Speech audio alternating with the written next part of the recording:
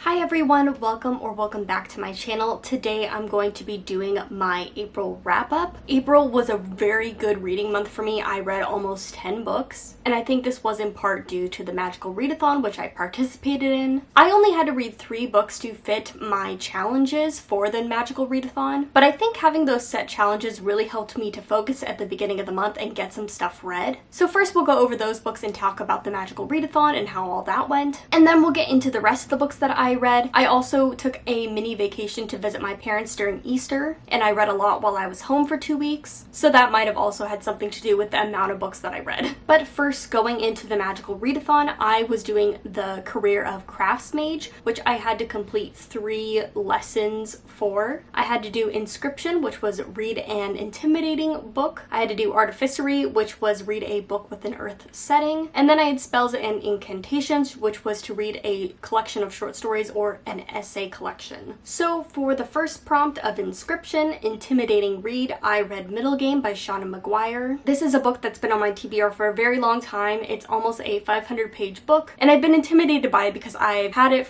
on my TBR for so long. I wanted to say that it's like a 5-star prediction. It's a book I really wanted to read, but I'm intimidated that, I won't end up loving it, intimidated by the size of it, but I absolutely ended up loving this. If you don't know, Middle Game is kind of a fabulous paranormal urban fantasy kind of book. It's about 2 twins who were created in a lab using alchemy, and they are supposed to become like gods of the universe, basically. So it's about these twins growing up separate from each other, slowly connecting over time. And I don't know, it really worked for me. When you think of like fantasy books and, paranormal, supernatural kind of fantasy books, this definitely isn't the kind of book that you would think. It's very slow paced, very focused on the characters. There is magic and a world, but it isn't really like a setting like a lot of like urban fantasy, contemporary fantasies tend to be. I really loved the main characters, Roger and Dodger. I loved seeing them come together and struggle and grow and everything. It really worked. I love Shauna Maguire's writing and her narration style. I thought it just worked really well. It was a 5 out of 5 star read for me. The next book I read was Imago by Octavia Butler,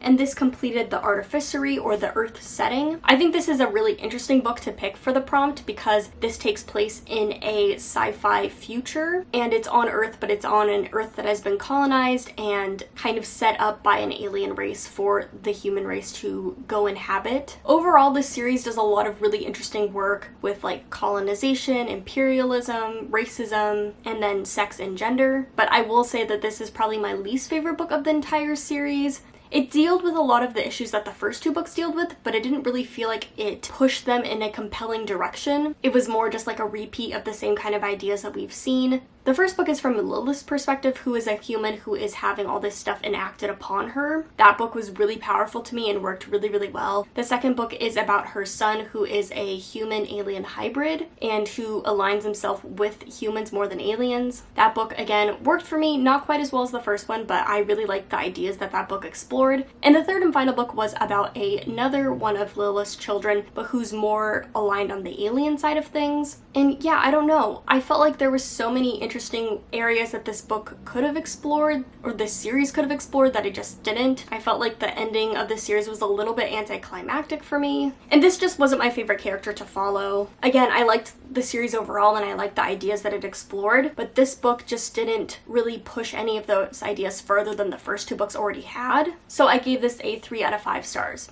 And then the final book that I read for the Magical Readathon was for Spells and Incantations, which was a short story collection or an essay collection. For this prompt, I read Out Now, which is an anthology book edited by Sandra Mitchell. Out Now is a companion anthology book to, I can't remember the title of it, but a couple years ago, an anthology book came out where it was all about queer stories in the past, and this is the sequel to that. None of the stories I think are sequel stories, but it is the sequel companion book to it, and Out Now is focusing on stories set in the present. And again, it's all about queer and LGBT plus characters. So it's an anthology, it's by a bunch of different authors. Some of the stories are fantastical, sci-fi, fabulous, and a lot of them are contemporary stories. And I would say overall, unfortunately, a lot of the stories just ended up being a dud for me. A lot of of the stories felt like a kernel of an idea for a novel and didn't really feel fleshed out enough to be a short story on its own. A lot of the stories just didn't feel complete. Again, they just didn't feel like whole fleshed out stories. As someone who wrote a lot of short stories in college, I can tell you writing short stories are really difficult, and it's its own beast on its own. Even if you're a great novelist, you're not necessarily going to be a great short story person, and I could definitely feel that because I felt like some of these people were probably really excellent writers and have really good novels and just really good writing, but it just didn't translate well to the short story format, and a lot of these stories just ended up being really, really bad or just like missing the mark for me. There were a couple short stories I thought were cute,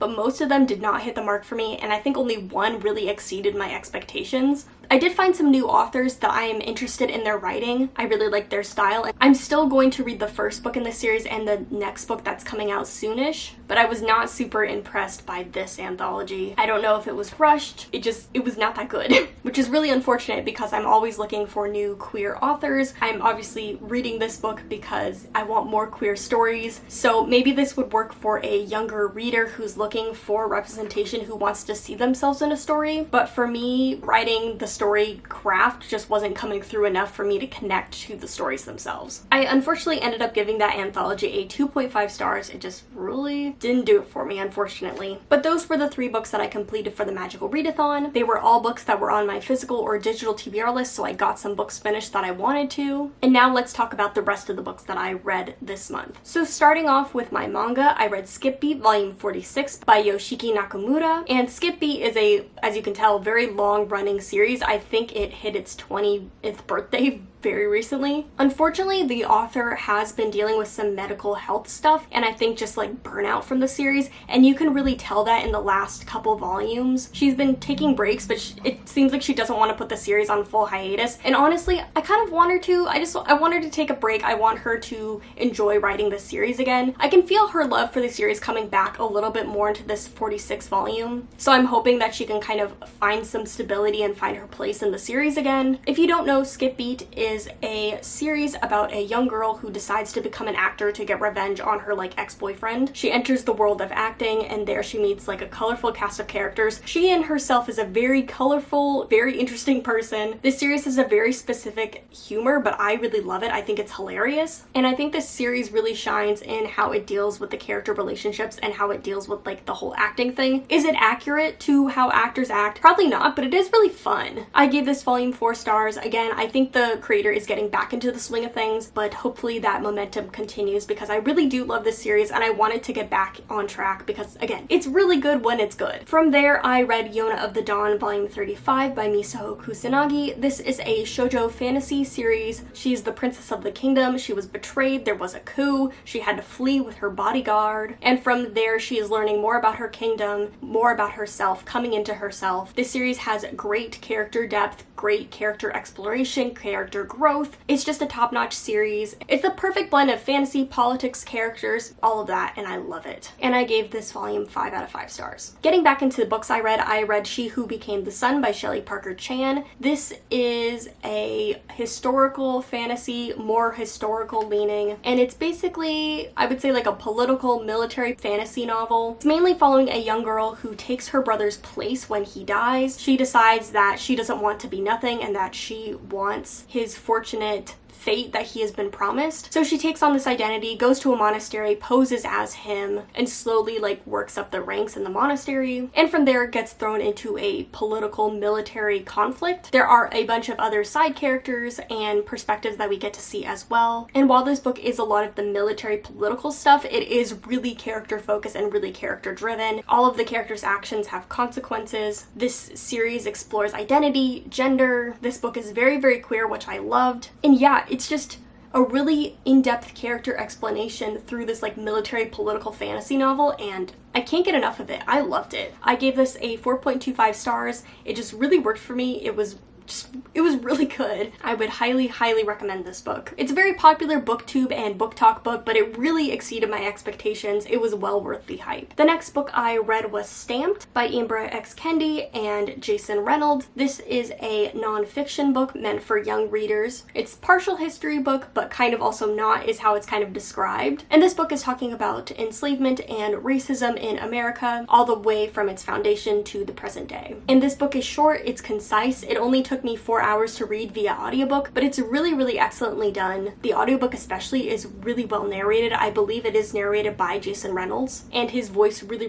comes through in that audiobook narration. You know, it's weird to say you enjoyed a nonfiction about racism, but this was really excellently crafted and really well done. I think it's perfect for young readers as well as anybody else. Really made me excited to read other nonfiction books like this, and I ended up reading Everything You Wanted to Know About Indians But Were Afraid to Ask by Anton Trevor, which is another young reader edition of a nonfiction title. This book is set up as a question and answer series, and it is discussing Indigenous and Native people. Again, it goes through the history, but it also goes through current political things and cultural things. And I found it, again, another really excellent title. Great for young readers, but also anybody else. This one is a little bit more dense than Stamped, a little bit longer, but it still worked really well. There were great pictures in the book as well. And again, I really enjoyed the audiobook narration. I would highly recommend listening to the audiobook as you read and look at the pictures. Another great nonfiction source, and again, it made me excited to read more nonfiction because I really enjoyed both Stamped and this one. But from there, I read Where the Drowned Girls Go by Shauna McGuire, which is an Every Heart a Doorway or a Wayward Children series book. The Wayward Children series is a collection of novellas. I believed Where the Drowned Girls Go is the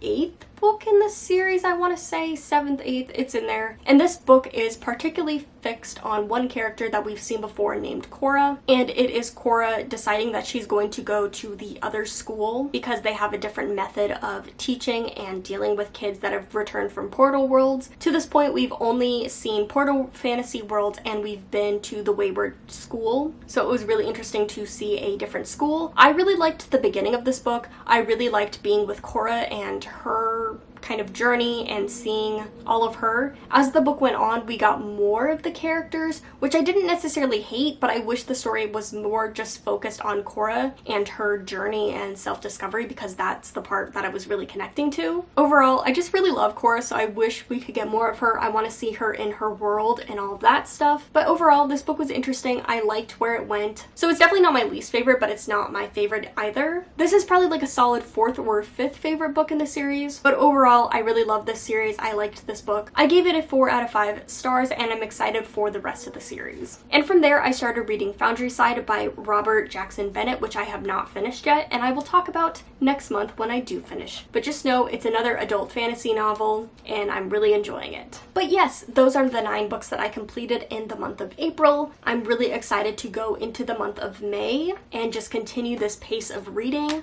Again, I'm reading Foundryside, which I'm really enjoying, and I can't wait to talk about. And from there, my May reading plans are going to be very interesting because I have ordered some books that are hopefully coming to me soon, but I recently have almost finished my entire physical TBR list, so it's really up in the air for what I choose to read next. I have one book on my physical TBR pile which I'd like to finish this month, but overall I can read whatever I want, and it's a little overwhelming having so many choices, but I'm really excited. But let me know what you read this month. Let me know if you had any new favorite books. I'd love to hear about it, but thank you so much for watching. I'll see you guys later, and happy reading.